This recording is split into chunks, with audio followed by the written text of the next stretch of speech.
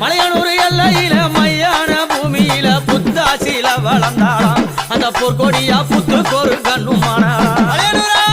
புத்தாசில வளர்ந்தாளாம் அந்த புத்துக்கொரு கண்ணுமானா நள்ளிரவு நேரத்தில